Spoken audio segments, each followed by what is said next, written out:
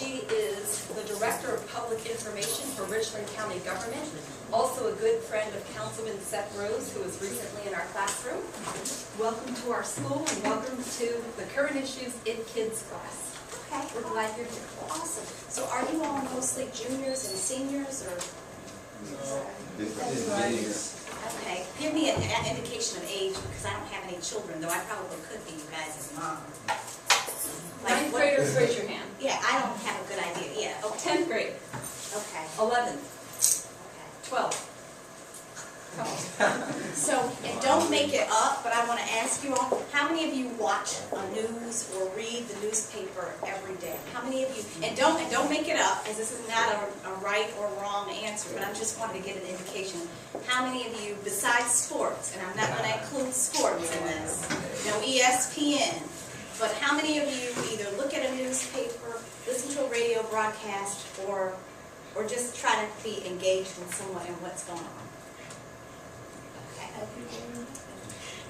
Not every day. Okay, a couple of times a week. In here, when they're in here, they Okay, watch okay. Well, the news. let me just say this, and I don't want to sound like an old fogey. The world that you all inherit is very different than the world that I'm in. Because when I was your ages, we didn't really even talk about other countries because it wasn't even an issue. Like China and India and what's going on and nuclear threats and that sort of thing. It was not even a thought. It wasn't even a thought to actually think that I could be in international business or be working for another local government or anything like that. And it wasn't until I graduated from college that I really started traveling, going to Panama. I took myself to Madrid. I've been to Paris and London, and and I'm hoping that, and next year I'm hoping to do another big trip. And so I guess what I'm trying to say to you is, don't be as ignorant as I was of what's going on in the world, because right now, China, a lot of people, how many of you heard your parents complaining about gas prices and stuff? Well, gas prices, gas has always been an issue if OPEC nations get together and decide they're going to charge us more. But now, what do y'all think is happening? I'm sure you probably even have talked about it here. Before, go ahead, the United States was the big guy on the block, and we did all the consuming. Well, one of my brothers is an orthopedic surgeon who the International Olympic Committee sent him to China during the Olympics last year, I think it was.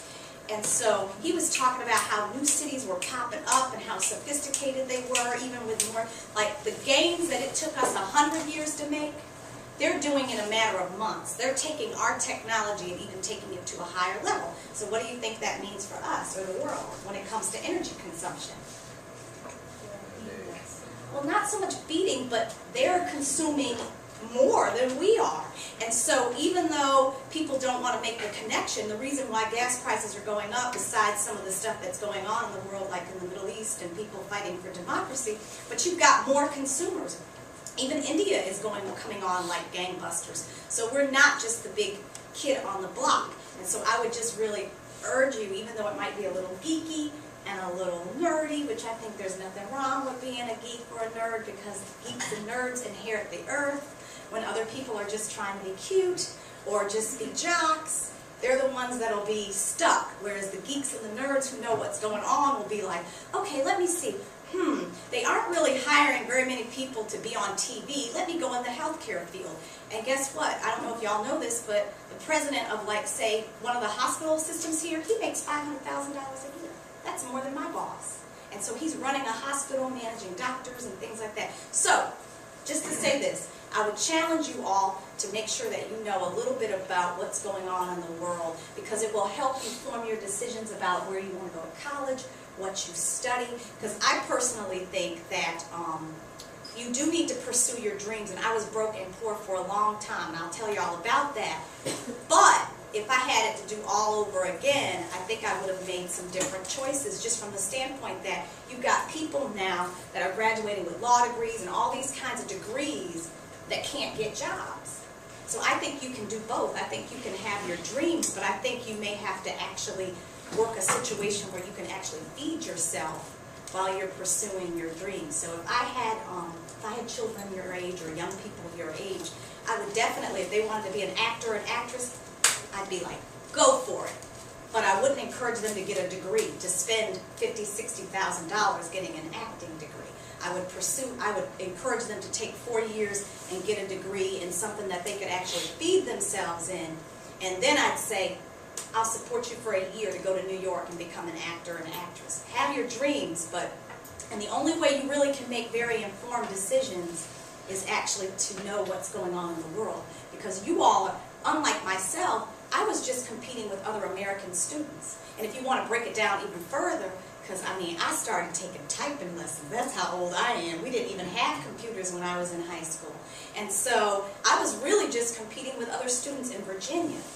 You guys are competing with everything. You guys are competing with Chinese students, Indian students, and trust me, because when I'm old, I want y'all to be working, and I want y'all to be really successful, because I want y'all to pay my Social Security. So I have a vested interest in you all doing really, really well.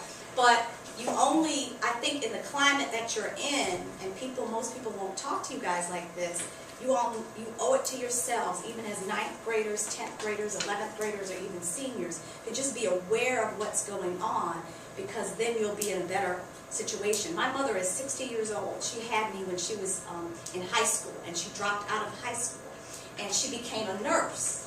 And she's 60 years old. She's getting recruited like she's an NFL football player, like she's Cam Newton.